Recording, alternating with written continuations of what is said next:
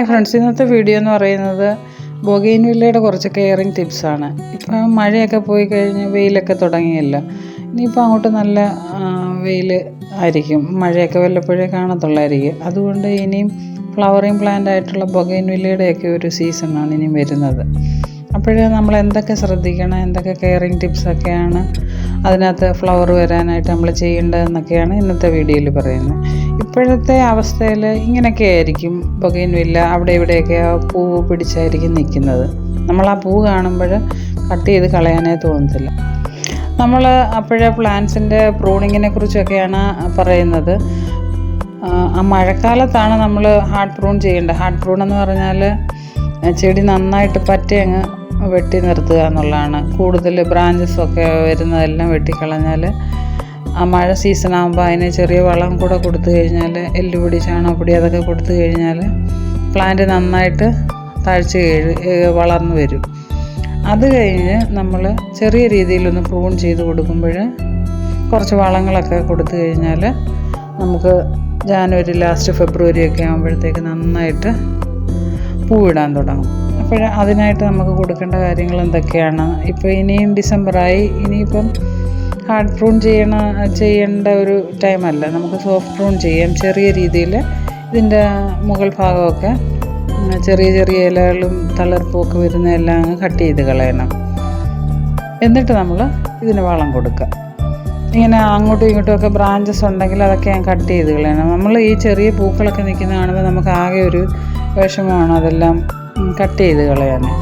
പക്ഷെ നമ്മളിപ്പോഴേ വെട്ടി ഒതുക്കി അത് നിർത്തി കഴിഞ്ഞാൽ കുറച്ച് കഴിയുമ്പോൾ അത് നല്ല ബുഷിയായിട്ട് ഫ്ലവറോട് കൂടി വരുമ്പോൾ നല്ല ഭംഗിയാണ് കാണാൻ. അതുകൊണ്ട് നമുക്ക് ഈ ഹാർഡ് പ്രൂൺ അങ്ങനെ ചെയ്യേണ്ട സമയം കഴിഞ്ഞുകൊണ്ട് നമുക്കിനി സോഫ്റ്റ് പ്രൂൺ ചെയ്യുന്നതും ബാക്കി വളങ്ങൾ എന്തൊക്കെയാണ് കൊടുക്കുന്നതെന്ന് നോക്കാം.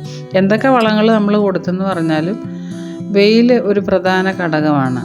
വെയിൽ നന്നായിട്ട് കിട്ടിയാൽ മാത്രമേ ഈ ഫ്ലവറിങ് പ്ലാന്റ്സ് നന്നായിട്ട് പൂ വിട്ട് കിട്ടത്തുള്ളൂ. രാവിലെ മുതലുള്ള വെയിൽ ബൊഗെയിൻവില്ലയ്ക്ക് കിട്ടിയാൽ നന്നായിട്ടത് ഫ്ലവർ ചെയ്ത് വരും. അപ്പോൾ ഇത് നേരത്തെ ഒന്ന് പ്രൂൺ ചെയ്ത് വിട്ട ഒരു ചെടിയാണ്. ചെറുതായിട്ട് ഇലകളൊക്കെ വരുന്നുണ്ട്. നമ്മൾ വളമൊക്കെ കൊടുക്കുന്നതിന് മുമ്പേ എന്താ ചെയ്യേണ്ടതെന്ന് വെച്ചാൽ ഇതിൻ്റെ ചുവട് നമ്മൾ നന്നായിട്ടൊന്ന് ഇളക്കി കൊടുക്കണം. തറഞ്ഞ് നിൽക്കുമായിരിക്കും ഈ മഴയൊക്കെ പെയ്തൊക്കെ നിന്നുകൊണ്ട്. നമ്മൾ ഇടയ്ക്ക് ഉണങ്ങിയ ചാണകപ്പൊടി ഒക്കെ ഇതിനിട്ട് കൊടുത്തായിരുന്നു. ഓർഗാനിക്കായിട്ടുള്ള വളങ്ങളാണ് ആദ്യമേയൊക്കെ നമ്മൾ ഈ വെട്ടിക്കഴിഞ്ഞൊക്കെ കൊടുക്കുന്നത്. പിന്നെ ഫ്ലവറിങ് ചെയ്യുന്ന സമയത്ത് മാത്രം നമ്മൾ മറ്റെന്തെങ്കിലും തരത്തിലുള്ള വളങ്ങൾ കൊടുത്താൽ മതി. ഇതിപ്പം കുറച്ച് എല്ലുപൊടിയാണ്. അത് നന്നായിട്ട് എല്ലുപൊടിയൊക്കെ കൊടുത്തു കഴിഞ്ഞാൽ പ്ലാന്റ്സ് നന്നായിട്ട് ഇലച്ചിലോട് കൂടി വരും. അത് കഴിഞ്ഞ് നമുക്ക് അതൊക്കെ ഒന്ന് കട്ട് ചെയ്ത് കൊടുത്താൽ പിന്നീട് വരുന്ന ചെറിയ ചെറിയ നാമ്പൊക്കെ നമ്മൾ ഇടയ്ക്കിടയ്ക്ക് ഞുള്ളിക്കളയണം. അപ്പോൾ അങ്ങനെ ചെയ്ത് കഴിഞ്ഞാൽ നന്നായിട്ട് പിന്നെ പൂവിടും. ചെറിയ ചെറിയ തളിരിലയൊക്കെ വരുന്നതൊക്കെ നമ്മൾ നുള്ളി കളഞ്ഞാൽ മതി. നമ്മളിങ്ങനെ നന്നായിട്ട് ഈ മണ്ണൊക്കെ ഒന്ന് കുത്തിയിളക്കി കൊടുക്കണം. എന്നിട്ട് ഈ പ്ലാന്റിന് നന്നായിട്ട് നമ്മൾ വെള്ളം ഒഴിച്ച് കൊടുക്കുകയും ചെയ്യണം.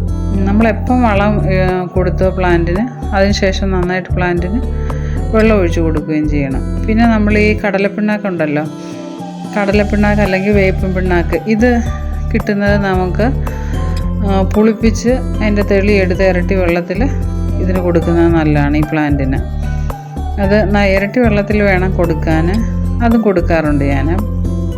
പിന്നീട് നമ്മൾ ചെയ്യേണ്ടതെന്ന് പറഞ്ഞാൽ ഈ പ്ലാന്റ്സിന് ഈ വളപ്രയോഗം കൊടുത്തതിന് ശേഷം നമ്മൾ നന്നായിട്ട് വെള്ളം കൊടുക്കാൻ മറക്കരുത്. ഒരു 2 ദിവസം അടുപ്പിച്ച് നന്നായിട്ട് വെള്ളം കൊടുക്കണം. ഇപ്പം കെമിക്കൽ വളമായാലും ഓർഗാനിക് ആയാലും വളം കൊടുക്കുന്നത് എപ്പോഴായാലും നമ്മൾ ഈ തണ്ടിനോട് ചേർന്ന് വളം ഇടാതിരിക്കാൻ ശ്രമിക്കണം. കെമിക്കൽ വളങ്ങൾ ഒരിക്കലും ഇച്ചിരി അകത്തിൽ തന്നെ ഇടേണ്ടത്. നമ്മൾ അതിന് ശേഷം വരുന്ന ഇലച്ചിലുകളൊക്കെ ഇനി നമ്മൾ കട്ട് ചെയ്ത് കൊടുക്കണം. പ്ലാന്റ്സ് നന്നായിട്ട് തഴച്ച് കയറി വളരും നമ്മൾ ഈ വളങ്ങളൊക്കെ കൊടുത്തു കഴിഞ്ഞാൽ. വെയിലിൻ്റെ കാര്യമാണ് ശ്രദ്ധിക്കേണ്ടത്. നല്ല വെയിലുള്ളിടത്ത് വേണം ഈ പ്ലാന്റ് വെക്കാൻ. പിന്നെ വളം കൊടുത്തതിന് ശേഷം വെള്ളം നന്നായിട്ട് കൊടുക്കാൻ ശ്രദ്ധിക്കണം. അതിന് ശേഷം പിന്നെ നമ്മൾ എന്നും വെള്ളം കൊടുക്കേണ്ട ആവശ്യമില്ല. ഒരു 3-4 ദിവസം കൂടുമ്പം കൊടുത്താൽ മതി. ഇനി അടുത്തായിട്ട് നമ്മൾ ഇടേണ്ടത് വളത്തിന് കൊടുക്കുന്നതിന് മുമ്പേ നമ്മൾ സൈഡൊക്കെ ഒന്ന് കുത്തി ഇളക്കണം. ഇത് ഡാപ്പാണ്. ഇതാണ് ഫ്ലവറിങ്ങിന് വേണ്ടിയുള്ള വളം. ഇത് നമ്മളൊരു 1/2 ടീസ്പൂൺ എടുത്തിട്ട് അതിൻ്റെ ചുറ്റിനും ഇട്ട് കൊടുത്താൽ മതി. അതിനുശേഷം നന്നായിട്ട് വെള്ളം കൊടുക്കണം. വേരിൽ ഇച്ചിരി അകത്തി വേണം നമ്മളിടാൻ, എന്നാൽ ഇതുപോലെ നമുക്ക് ഫ്ലവറിങ് ഉണ്ടാവും. അപ്പോൾ ഇതൊന്ന് ട്രൈ ചെയ്യണേ.